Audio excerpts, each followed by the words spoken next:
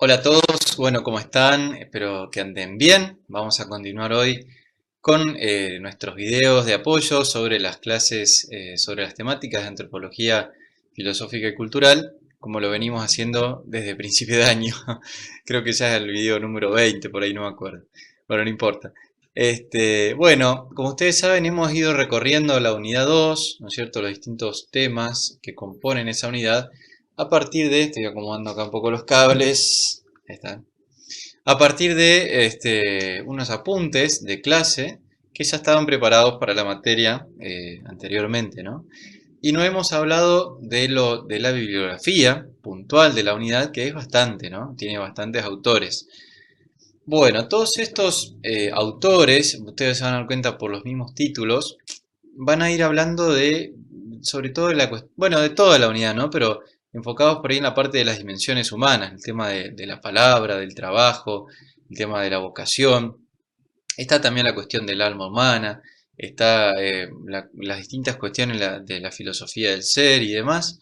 En esos autores que ya les digo, son unos cuantos, eh, y a mí me parece de pronto que lo más importante, obviamente lo central, lo que me interesa, que me parece que está bueno que sepan, es lo que fuimos viendo en los videos y en esos apuntes, ¿no? Por eso enfocamos ahí. La bibliografía que tienen en la unidad 2, me parece interesante que la tengan porque les puede servir en el futuro del material si quieren ahondar más en alguno de esos temas.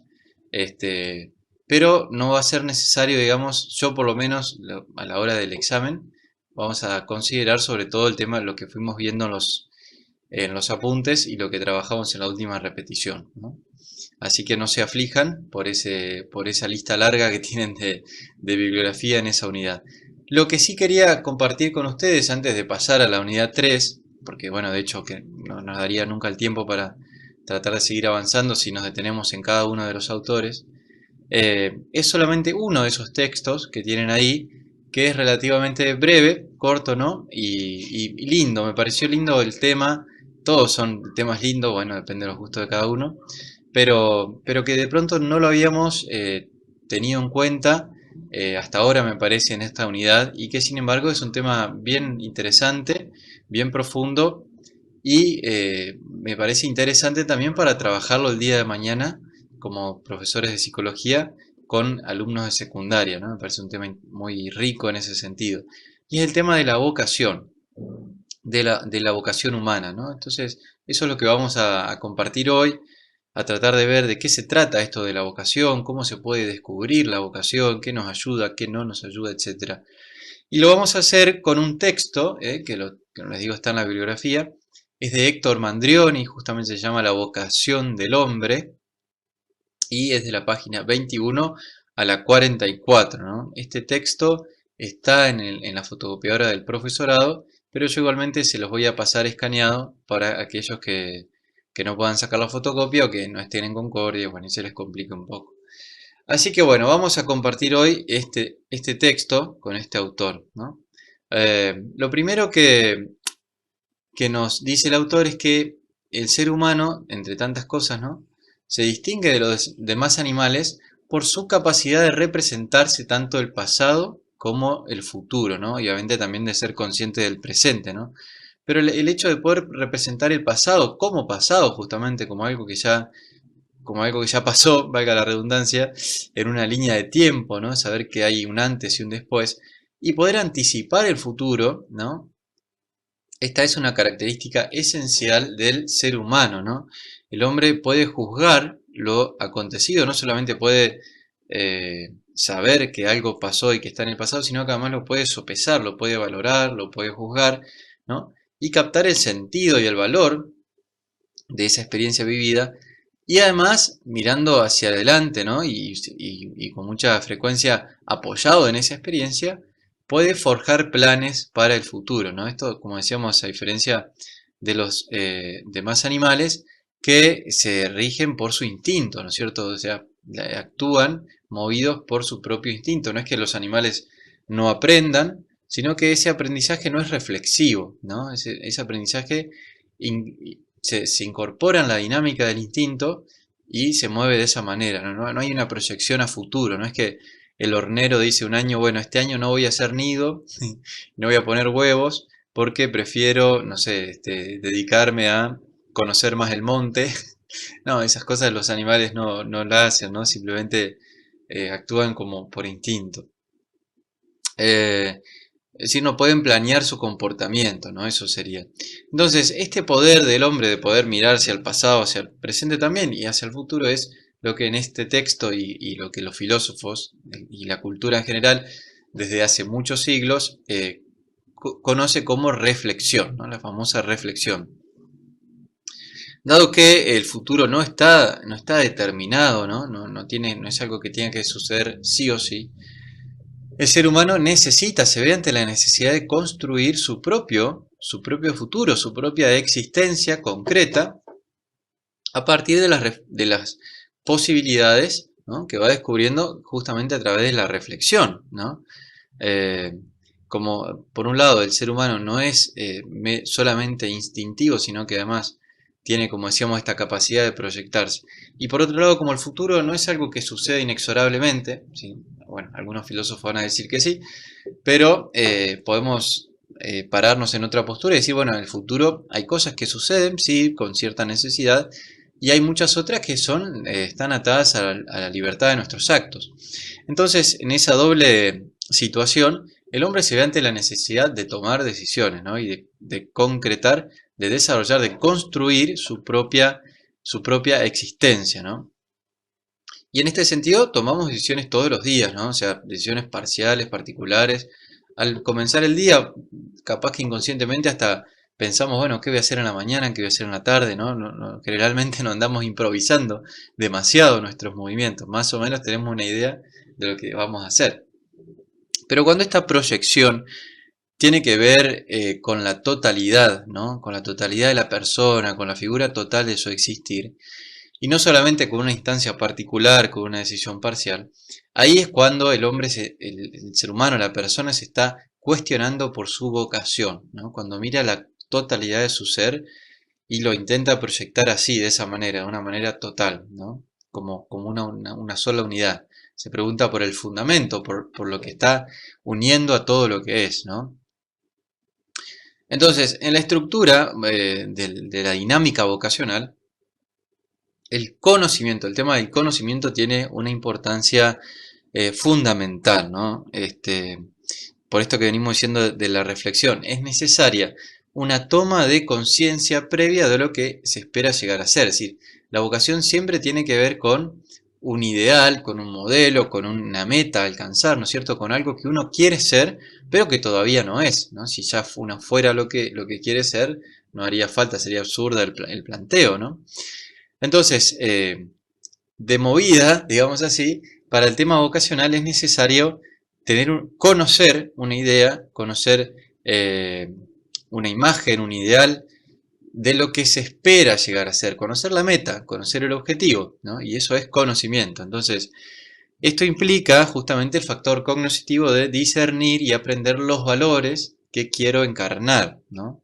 Ya entonces empieza un proceso cognitivo más profundo de discernimiento, es decir, de poder distinguir, justamente el discernimiento es eso, ¿no? Distinguir para elegir y aprender los valores, ¿sí? Poder identificar los valores que deseo encarnar en mi vida, ¿no? Dice el autor, llega un momento en el que la persona toma conciencia de la forma en la que se siente llamada a realizar su vida, ¿no? Eh, Justamente ahora vamos a ver cómo es esa toma de conciencia, pero llega un momento, ¿no?, a través de la maduración, del crecimiento y demás, en el que la persona toma conciencia, se hace consciente, adquiere el conocimiento de cómo, de lo que está llamado a hacer, ¿no? O por lo menos lo que se siente llamado a realizar en la vida, ¿no? Entonces, es sobre la base, esta base previa, podríamos decir, de un conocimiento, que será posible la apropiación de un ideal de vida, ¿no? Y esta construcción de este ideal también se hace en base, como decíamos, a las experiencias y al conocimiento, ¿no? Entonces, el tema del conocimiento es fundamental. Bueno, señala el autor que hay dos formas extremas, dos polarizadas, digamos, y extremas realmente, de conocimiento de la propia vocación, ¿no? Pero generalmente la gente, todos nosotros, nos movemos en un intermedio de estas dos, no ninguno de los dos extremos. Tal vez más en uno que en otro, ¿no? Porque el primer extremo es el de la manifestación radiante, ¿no? Del clic, ¿no? Ahora diríamos nosotros, me hizo el clic en la cabeza, que define el futuro de una vida, ¿vieron? Esa como una especie de revelación de la persona que dice, de pronto me di cuenta de que mi camino era este, ¿no? Lo vi claro, lo vi, lo percibí y estoy convencido que es así. Y bueno, y hay gente que le ha pasado y que lo ha vivido y no se ha equivocado, ¿no? Por poner ejemplos por ahí yo conozco sacerdotes que dicen, bueno, yo en determinado momento supe que quería ser sacerdote y hasta el día de hoy no me he arrepentido, ¿no? Pero de la misma manera hay mucha gente que bueno, que eso, tiene ese momento como de una revelación, digamos, una manifestación, eh, que por ejemplo, bueno, el autor es cristiano y trabaja mucho el tema del cristianismo, y lo hace desde un pensamiento cristiano, pone los ejemplos de la Biblia, ¿no? Por ejemplo, de la Virgen María, se le aparece el ángel, ¿no? Y le dice, bueno, María, Dios te llama a ser la madre de Dios, ¿no? Hay una manifestación ahí clara de Dios, o Abraham, ¿no? Deja a tu padre, a tu tierra y ve al lugar donde yo te indicaré. Bueno, hay un llamado fuerte de Dios ahí para un llamado vocacional, ¿no? Esa es una de las formas extremas, ¿no? De la manifestación rutilante, radiante, ¿no? Por otro lado, el otro extremo sería un constante, permanente debate doloroso de la persona acerca del contenido de su propia vida, ¿no? O sea, una persona que es incapaz de determinarse en nada, que todo siempre es duda, todo siempre es incertidumbre, todo es sí, pero no, sí, pero tal vez, pero no estoy seguro, etcétera, etcétera, ¿no? Por lo general, la toma de conciencia de la vocación surge por una convergencia de índices exteriores e interiores, es decir, la toma de conciencia no se da por lo general en una manifestación radiante, ni tampoco se da por lo general en la duda constante, eterna y permanente de todo, ¿no? En el debate doloroso, digamos, ¿no? Sino que por lo general uno va indagando, ¿no? Va pescando, va descubriendo índices eh, que convergen y que te van mostrando una línea, un camino, que son índices exteriores y también interiores, ¿no? La lenta integración de estos índices, su progresiva cristalización, suele ser el modo más frecuente, más general de conocer la vocación, ¿no? Es decir, uno va pescando, es decir, un día tuve una experiencia y me gustó esta actividad, ¿por qué será que me gustó más que otras cosas, ¿no? ¿No será que mi camino va por este lado? Pero después en otro momento, ajá, tuve otra experiencia o me di cuenta de algo que me pasó o que vi a otra persona y esa otra experiencia alumbró también la experiencia anterior y de a poco, obviamente, a veces con muchos años y mucho trabajo, esos índices van convergiendo, ¿no? Se van encontrando como en un punto común que permite armar un mapa, ¿no? Que permite ver un ideal, ver un camino, ver un futuro, ¿no? Hacer un proyecto vocacional, ¿no? Esta lenta integración, como dice el autor. Bueno, si bien los índices son interiores y exteriores y varían de persona a persona, etcétera, etcétera, dice el autor que, no obstante ello, existen algunas constantes formales que hacen posible, perdón, el conocimiento de esos índices y por lo tanto de la vocación. Es decir, algunas actitudes, ¿no? que son como constantes en este descubrimiento de la vocación. ¿Cuáles son? Menciona al menos tres constantes, ¿no? La primera es la actitud interior de atención al llamado, ¿no? Esto sería lo contrario de dejarse arrastrar por los acontecimientos, ¿no? La persona que todo el día vive su rutina de trabajo, y va siempre corriendo atrás de las cosas y las cosas lo llevan puesto y todo es aflicción, todo es preocupación, ¿no? Vieron, las cosas te arrastran, ¿no? Te llevan y uno es incapaz de pararse a pensar en nada, ¿no? Entonces, el descubrimiento de la vocación requiere de una actitud interior de atención, ¿no? De atención al llamado, estar atento, ¿no? Estar atento. Es ponerse frente a los acontecimientos en actitud atencional, ¿no? A fin de extraer de los mismos un contenido revelador, ¿no? Así, bueno, esto que decíamos antes, son en las experiencias vividas, ¿no? Experiencias propias, ajenas y demás, pero en la vida misma, donde se nos va revelando la vocación, ¿no? Y para eso hace falta estar atento, para descubrir ese contenido, porque muchas veces son cosas que no están tan claras, tan manifiestas, como un cartel luminoso, ¿no? Sino que hay que pescarla, ¿no? Pescarla en el momento que nos pasa, o después, pero hay que estar atentos, ¿no? Entonces, no se trata solo de descubrir cómo podemos aplicar mejor nuestras aptitudes físicas, psíquicas, ¿no? O de encontrar un lugar en la sociedad. ¿No? La vocación que estamos hablando acá trasciende lo meramente social y lo meramente natural en este sentido. Es decir, no es que por ahí se habla del test vocacional y lo único en lo que se hace hincapié es, bueno, a ver cuáles son tus habilidades, en dónde vas a poder trabajar, ¿no? Acá estamos hablando de algo mucho más profundo, de algo que va más allá, que lo incluye también, pero que va más allá del trabajo, porque, no, a ver, de pronto, qué sé yo, una persona puede realizar su vocación, no sé, y es empleada de comercio y de pronto no siente que su vocación, lo central, el corazón, pasa por ahí, sino que de pronto se dedica también a muchas otras cosas, pero bueno, su trabajo es ese, digamos, ¿no? Y así como eso, tantísimas otras cosas, ¿no? Bueno, más hoy en día donde no es tan común que la gente pueda elegir el trabajo, la gente tiene el trabajo que puede, ¿no? Y en este escenario entonces nadie podría realizar su vocación tan libremente. Por eso estamos hablando de otra cosa, de una cosa que abarca toda la vida, ¿no? Toda la vida, inclusive ya cuando, después de la época de la jubilación, o sea, va mucho más allá de lo que es solamente el trabajo y sin duda mucho más allá de un puesto en la sociedad. Si bueno, yo quién quiero ser en la sociedad, ¿no? O sea, la vocación muchas veces nos lleva a todo lo contrario a eso, ¿no? Bueno, entonces trasciende lo meramente natural en el sentido de las actitudes físicas y psíquicas y lo social, ¿no? La atención interior, esta que veníamos hablando, implica una función seleccionadora de todo lo que le pasa a la persona, ¿no? Porque no todos son señales, no todos son índices, ¿no? Hay que seleccionar, hay que saber encontrar las cosas, ¿no?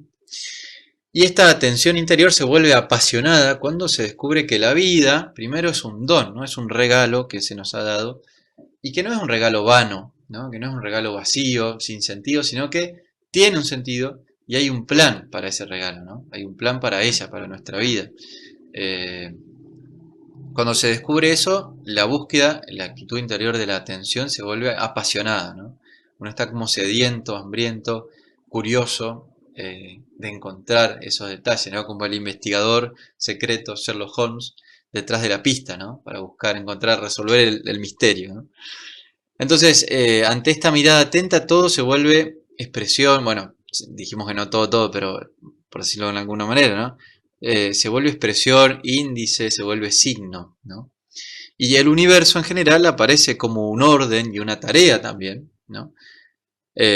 Donde la propia existencia aparece llamada a asociarse en esta tarea creadora, ¿no? Entonces, ahí es cuando se despierta la pasión, ¿no? O sea, mi vida tiene un propósito en este cosmos, ¿no? O sea, la vocación también entendida como la forma en la cual yo estoy llamado a integrarme a la armonía del universo, ¿no? De alguna manera, de este mundo y de contribuir a la belleza de esa armonía, ¿no? Así, ¿cómo puedo hacer yo para sintonizar, ¿no? Sintonizar, estar en el mismo tono que todo lo creado, ¿no? O sea, y no desafinar, digamos, ¿no? Sino que mis cuerdas suenen de la manera más bella posible, ¿no? Sería un poco eso. Decíamos entonces la actitud interior de la atención, ¿no? A la atención se le suma la cuestión de la espera, la actitud de la espera. Unida entonces a la anterior, aparece la espera atenta, ¿no? La vocación también implica paciencia, también implica saber esperar, ¿no? Y está unida a la cuestión del tiempo oportuno. Dice el autor, unida el tema de la atención a la espera, surge esta actitud de la espera atenta, ¿no? No es una espera pasiva, una espera adormilada, ¿no? Una espera perezosa, sino una espera atenta. ¿Vieron como quien espera la llegada del amigo, del ser amado, en la estación del tren, en la terminal, en el aeropuerto o en su casa. Uno está esperando atento porque escucha un ruido, escucha el teléfono, escucha el timbre y estás atento a lo que pasa, ¿no? Entonces esa es la actitud de espera atenta, que también está unida a la percepción del tiempo oportuno, ¿no? Porque la espera no es inmovilismo, es justamente un estado de cierta tensión ordenado a la acción, ordenado al movimiento, porque uno está esperando el momento de actuar. O sea, y entonces hay que saber pescar cuándo es ese momento, cuándo es ese tiempo oportuno. Por eso se trata de captar el momento propicio para intervenir, ¿no? Y esto es obra de la prudencia, de la intuición, del análisis, de la disponibilidad, porque si llega el yo no estoy disponible, estoy distraído en otra cosa, chao. De la osadía también, porque realmente implica un cierto arrojo, una cierta valentía. La vocación, como decimos, nos implica a toda la persona, entonces yo tengo que poner toda la carne al asador. Y por supuesto también de la decisión, ¿no? Fíjense cuántas cosas se conjugan en esta cuestión de la vocación y en esta cuestión de la espera atenta que descubre el momento oportuno para intervenir, ¿no? Digo, la vocación en este sentido a veces es como el fruto, que no hay que arrancarlo antes del tiempo, ¿no? Hay que saber esperar y estar atento a que tampoco se nos caiga al piso y se lo coman los bichos, ¿no? Entonces, saber el momento oportuno cuando hay que sacarlo del árbol, ¿no? O sea, la vocación también tiene eso. Eh, la espera atenta es la actitud más apta para la integración de los índices reveladores, ¿no? Para la integración, es decir, vieron que decíamos antes que las experiencias que son reflexionadas, uno puede extraer contenido de eso, ¿no? Y puede extraer índices, indicadores, y cómo los podemos hacer converger, ¿no? Bueno, la espera es, dice el autor, es la actitud más apropiada para que estos índices converjan, ¿no? Para que se integren, para que formen una sola imagen, ¿no? Que me muestren algo claro. Pero no es una tarea analítica, calculadora, no es que estoy ahí esperando así, sacando cuentas, ¿no? Es un conocimiento amoroso, de eso estamos hablando, ¿no? Un conocimiento, no es un conocimiento meramente frío, abstracto, lógico, matemático, sino que es un conocimiento amoroso, cargado de la experiencia de la propia existencia, ¿no? Que involucra a toda la persona, ¿no? Este percibir y este juzgar se da por intuiciones extraconceptuales. ¿Vieron esas vivencias que tenemos y no sabemos explicar bien? ¿No? Así, bueno, yo no lo sé poner en palabras, no lo puedo poner en palabras, pero yo sé que es así. Esa intuición extraconceptual, ¿no? Y que uno dice, yo no lo puedo explicar bien, pero yo sé que por acá va la cosa, ¿no? Que por acá va mi camino, ¿no? Y eso, como decimos, es extraconceptual, ¿no? Tiene que ver mucho con la rectitud del corazón, esto, ¿no? Y por lo tanto también de la voluntad, ¿no? O sea, hablamos del corazón un poco como la sede de la voluntad, de la inteligencia, ¿no? De lo más profundo de la persona. Entonces, la rectitud del corazón es la condición ideal para captar el contenido vocacional. Bueno, esto es muy importante. Dice el autor algo así como que tal como sea la interioridad del ser humano, ¿no? En su manera de sentir el mundo y de conectarse con él, tal serán sus posibilidades de descubrir los valores, ¿no? El tema vocacional está muy unido al tema de los valores, porque en definitiva uno aspira a encarnar ciertos valores, ¿no? Una imagen, ¿no? Cualquiera, sino este, una cierta constelación de valores, ¿no? Hacia la cual uno aspira a llegar a encarnar en su propia vida, ¿no? Por eso decimos que tiene mucho más tiene, que ver con algo que es mucho más amplio que el solo hacer una carrera profesional, ¿no? Eh, Sino que tiene que ver, por ejemplo, con los valores, como decíamos, ¿cierto? Por ejemplo, el de la honestidad, del servicio, de la disponibilidad, de la solidaridad, del respeto, del compromiso con el bien común, qué sé yo, un montón de cosas, ¿no? Y para descubrir esos valores, que son en definitiva los que me van a atraer y los que me van a ir mostrando mi vocación, es necesario una rectitud de corazón, es necesario interioridad, ¿no? Eh, Así como es necesario la retina para captar los colores, es necesario un corazón recto también para captar los valores, ¿no? Se requiere de una determinada disposición moral, que es interior y que es profunda, ¿no? El ser humano chato, superficial, playito, eh, también puede captar valores, pero no los capta en toda su riqueza, en toda su profundidad, y por lo tanto la atracción que esos valores ejercen sobre él va a ser mucho menor, ¿no? Va a ser mucho menos notable, con mucho menos fuerza. El tema, decíamos entonces el tema de la espera, de la atención, de la espera, y ahora el tema del contento, ¿no? Que más que una actitud, el contento es un indicio, un índice de que vamos por el buen camino, ¿no? Hablamos del contento, del estar contento, como de una vivencia afectiva, ¿no? Que es el reverso del descubrimiento. O sea, al descubrir estos valores, al ir descubriendo la vocación, experimento el contento, ¿no? Que decimos no solamente es estar contentos, sino ser contentos, ¿no? Es una forma de ser.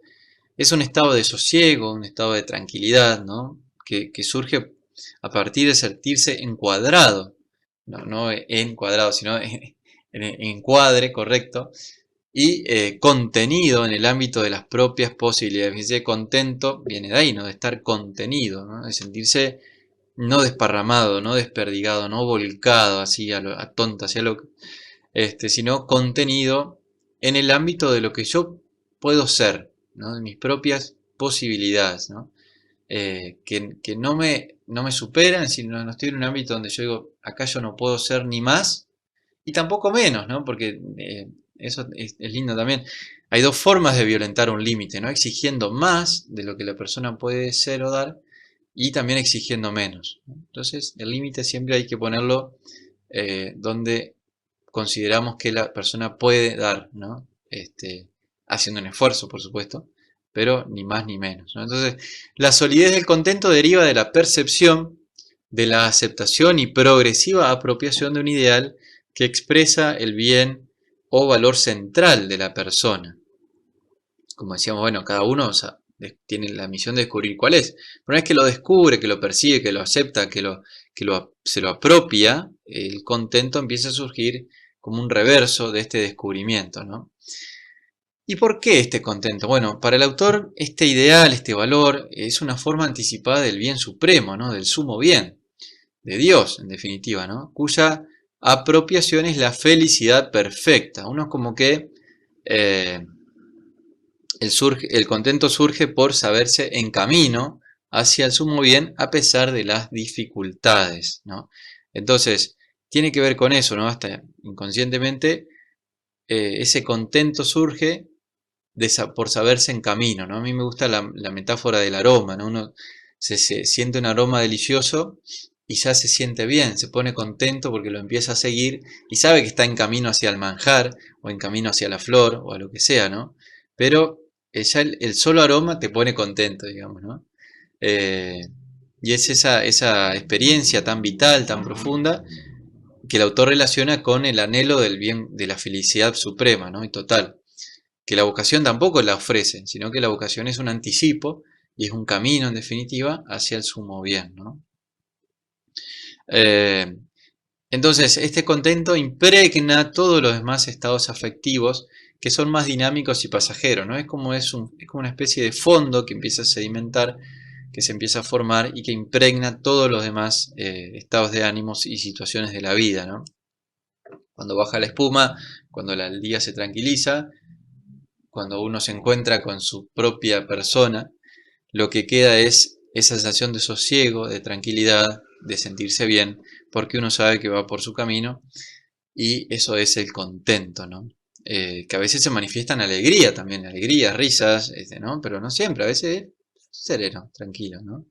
Bien, el contento también es manifestación del lazo que une todas las partes de la existencia dándole sentido, ¿no? Es decir, bueno, esta vida está compuesta por un montón de dimensiones, como hemos hablado, pero también de actividades, de compromisos y de cosas que el camino vocacional de pronto va empezando a unir, ¿no? Y dándole sentido al todo, ¿no? O sea, justamente con el tiempo la vocación a veces es como ir desprendiéndose de las cosas que no son de uno, no son propias de su ser, ¿no? Cosas buenas, pero no es lo mío.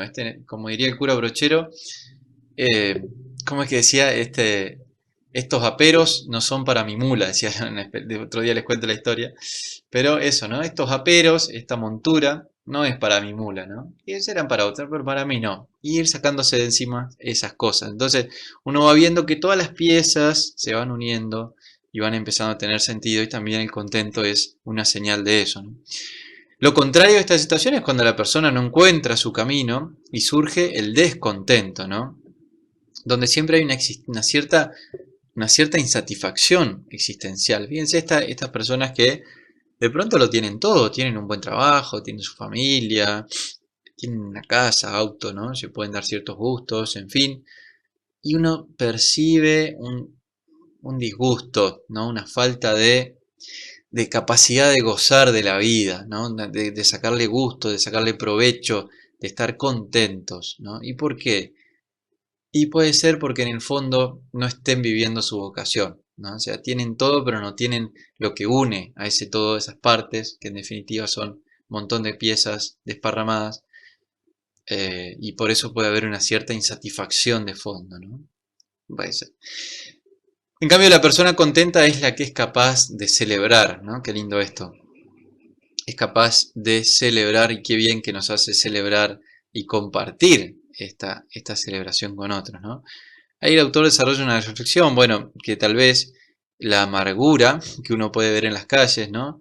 Eh, Dice que tal vez se deba a la falta de una vida interior, espiritual, no solamente religiosa, ¿no? La vida interior puede ser eh, más allá inclusive de lo religioso, ¿no? Pero la falta de esta vida espiritual, interior, puede ser, dice, la causa de que muchas personas no sean capaces de celebrar, de agradecer, ¿no? Mucha gente que se queja todo el tiempo, nunca viene, no es capaz de agradecer nada, porque no encuentra su vocación, ¿no? Entonces, al no encontrar su vocación, no surge el contento, se sienten mal, insatisfechas y son incapaces también de celebrar y de agradecer, ¿no?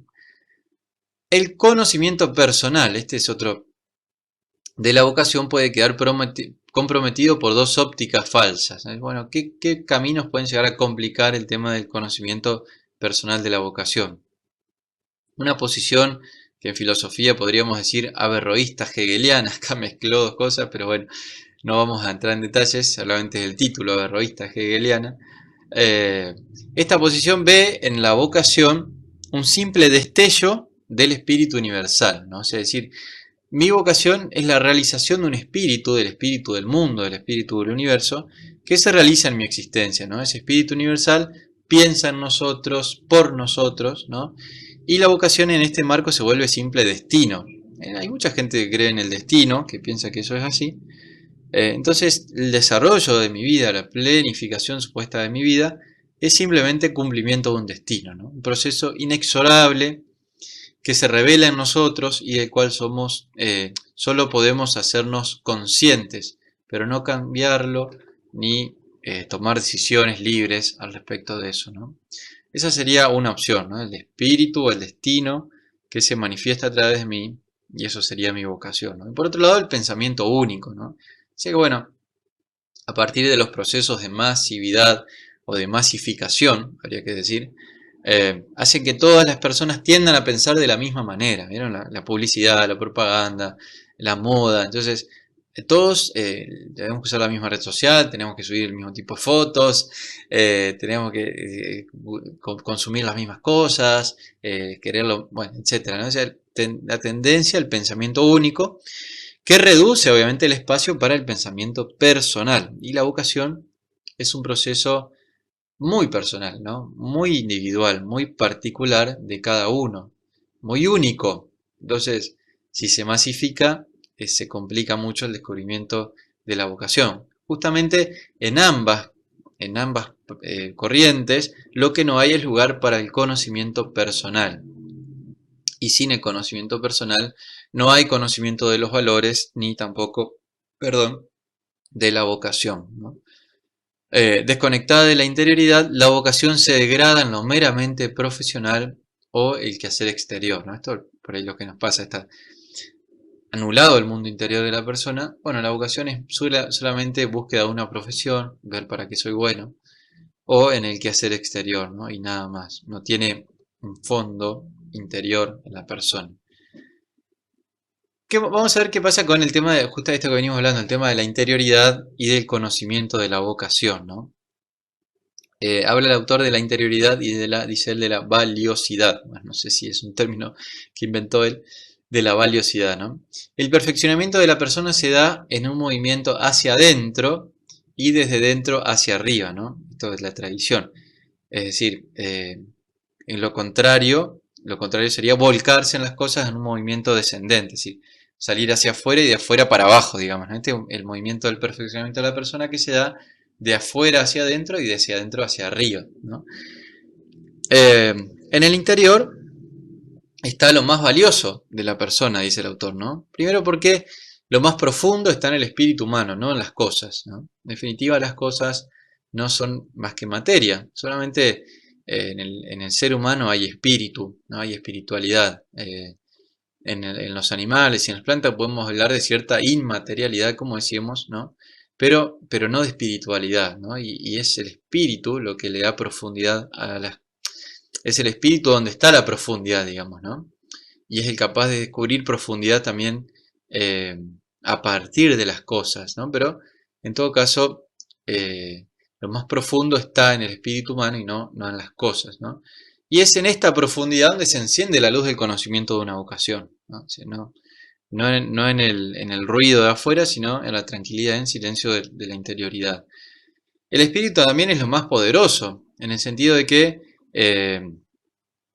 es el espíritu humano el que debe regir, entre comillas, sobre las realidades exteriores y no al revés, ¿no? Regir sirviendo, digamos así. Bueno, no entraríamos ahora en ese tema, pero ahí vamos, ¿no? Y dice el autor, asistimos al acrecentamiento de la exterioridad y a la falacia de la salvación en lo material y en lo técnico, ¿no?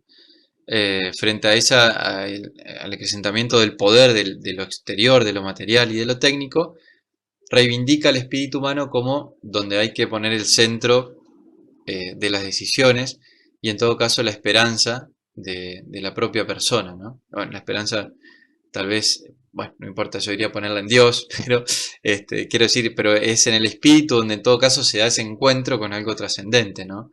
No en lo técnico, no en lo material, no en el éxito, etc. También lo interior es lo más valioso porque en él radica lo decisivo, ¿no? Los actos libres y conscientes que deciden el porvenir de una persona se toman en el interior de la persona, ¿no? Y la vocación, que es decisiva justamente, se decide en ese estrato interior. Sin interioridad no hay posibilidad de vocación, ¿no? ¿Y qué pasa con la cuestión de la interioridad y la verdad, ¿no? Bueno, el conocimiento del que venimos hablando, el conocimiento necesario para descubrir la vocación, exige un encuentro con nosotros mismos, ¿no? Que es el encuentro de cada persona con su propia verdad, ¿no? Es decir, con la verdad de lo que es la persona, ¿no? Tratar de descubrirla. Y en esto se distinguen las verdades destinadas solamente a la inteligencia abstracta y las verdades que son para toda la persona. Las verdades que son para toda la persona responden a lo que es el ser, ¿no? A lo que es el ser de esa persona y se cumplen al ser actualizadas en la existencia concreta, ¿no? Es la verdad de mi vocación la que me hará devenir en mí mismo. De esa verdad estamos hablando, ¿no? Eh, que descubrirla requiere todo un trabajo interior, ¿no? Que a su vez, como es para toda la persona, también requiere una respuesta total, ¿no? De toda la persona. No puedo responder a esa verdad parcialmente, de pedacitos a poco, ¿no? Es el llamado de dejarlo todo, digamos, ¿no? Esto que está presente en el Evangelio, pero es el llamado de cada vocación, ¿no? Cada vocación exige una entrega total, porque en esa entrega total está también la planificación total. Es decir, lo que queda afuera no se planifica, pero es que tampoco se puede dar de manera parcial, ¿no? Entonces esta verdad conocida y encarnada convierte a la persona en verdadera. Esto es interesante, ¿no? Es decir, el comportamiento de esa existencia se vuelve comportamiento auténtico, ¿no? Porque es fiel y corresponde a la verdad de la persona. Esto es también interesante y lindo para tenerlo en cuenta. Por último, amor y conocimiento de la vocación. El instrumento, dice el autor, más poderoso para descubrir la vocación es el amor, ¿no? Que hasta ahora no lo habíamos mencionado explícitamente. Porque el amor revela y promueve los valores entre las personas, ¿no? Los valores que decimos tan importantes brotan, se multiplican y se manifiestan gracias al amor, ¿no? Sin amor no hay conocimiento de valores. Por otro lado, al saberse amada, la persona experimenta dentro de ella una luz clarificadora y orientadora, ¿no? Eh, Vieron, el amor nos ayuda a abrir una persona que no experimenta amor en su vida es una persona que se va cerrando, que va haciendo, tapando los poros, digamos, por donde respira el corazón, y se va anulando de alguna manera. Entonces, el amor es lo que permite que la vida se expanda, se dilate y muestra y pone de manifiesto de una manera más clara y orientadora el tema también vocacional. Entonces, el amor hace surgir, por otro lado, el yo ideal, ¿no? La mejor posibilidad del yo, es el amor a mí mismo y también el amor que recibo de los otros, me ayudan a descubrir ese yo ideal, ¿no? Muchas veces es en el amor puesto en acción donde descubro esa mejor versión de mí mismo, ¿no? Y a la cual quisiera apuntar y ser siempre. Por eso a veces las experiencias de servicio, de misión, de eso, de poner las manos, de jugarse un tiempo, unas semanas, pónganse por otros, nos ayuda a descubrir, pucha, qué bien que me siento haciendo esto, ¿no? Y no será que mi vida tendría que estar más entregada a esto, ¿no? Y no estoy hablando de ser cura o monja, no estoy hablando de servir a los demás, de ponerse de tantísimas maneras que existen, ¿no? De abrirse al encuentro con el otro y de poner en acto la mejor versión de mí mismo que está en potencia, ¿no? Y que siempre va a estar de alguna manera en potencia. Lo lindo de la vocación es que nunca es un camino concluido y cerrado, sino que siempre es un horizonte que nos mantiene en movimiento. Entonces, lo que debemos llegar a ser se pone ante nuestros ojos gracias justamente al amor, ¿no? Así que bueno, espero que les haya gustado el texto, se los quería compartir, me parecía lindo para cerrar la unidad y creo que les va a servir el día de mañana, por lo menos el tema, para trabajarlo en sus futuras prácticas. Bueno, hasta acá llegamos, les agradezco, estamos en contacto y nos vemos, bueno, el viernes, si Dios quiere, en el Zoom, la videollamada. Muchas gracias, que estén bien.